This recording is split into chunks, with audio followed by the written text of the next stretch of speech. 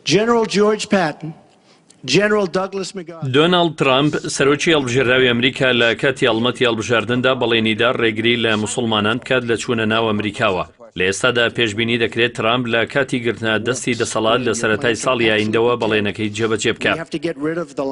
کریس کۆباژ یەکێک لە گەورە ڕاوێژکارانی ترامپ ڕایدەگەێنێت لە کاتی پێکهێنانی کابینەی تازەی حکوومەتی ئەمریکادا ئیدارەی سەرۆک کار بۆ جێبەجێکردنی ئەو بیرۆکەیە دەکات لە ڕێگەی تۆمارکردنی ناوی ئەو کەسانەی لە وڵاتانی ئیسلامیەوە سەردانی ئەمریکا دەکەن. کۆباش بەرنامەیەکی تایبەتی بۆ ئەو مەبەستە ئامادە کردووە کە بە سیستمی یاساییشی نیشتیمانی ناسراوە و هاوکاری ئیدارەی ئەمریکا دەکات لە تۆمارکردنی ناوی ئەو موسڵمانانەی دەچنە ناو ئەمریکا و بە پێچەوانەشەوە. هاوکات سیستمەکە ئەو کەسانەش دیاری دەکات کە لەلایەن دەستگا هەڵگریەکانی ئەمریکاوە داواکراون و لەگەڵ گەیشتنیان بە وڵاتە لێکۆڵینەوەیان لەگەڵدا دەکرێت و پەنجەمۆریان لێ وەردەگیرێت. لەلایەکی دیکەوە جۆناسان گرینبلات سەرۆکی جێبەجێکاری دەستەی دژایەتی ناوزڕاندنەم هەنگاوە چاوەڕوانکراوەی ترامپ بە نادەستوری دەزانێت و دەڵێت هەر کاتێک ئەو سیستەمە پەیڕۆ بکرێت ناوی خۆم بە موسڵمان تۆمار دەکەم. لە بەرامبەردا موسڵمانانی ئەمریکا و هەنگاوە ڕەت دەکەنەوە و بە بەرتەسەکردنەوەی ئازادیە تاچەکان ناوی دەبن.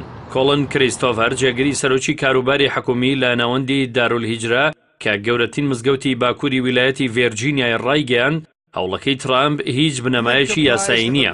هەڵمەتەکانی ترامپ لە دژی موسڵمانانی ئەمریکا لە کاتێکدایە بەپێی ئامارەکانی FBI لە ماوەی 2 ساڵی ڕابردوودا ئاستی توند و تیژی دژی موسڵمانان بە ڕێژەی لە 167 بەرز بۆتەوە. ڕێکخراوەکانی مافی مرۆڤیش ترامپ بە ئاڵۆزکردنی کێشەکە تۆمەتبار دەکەن.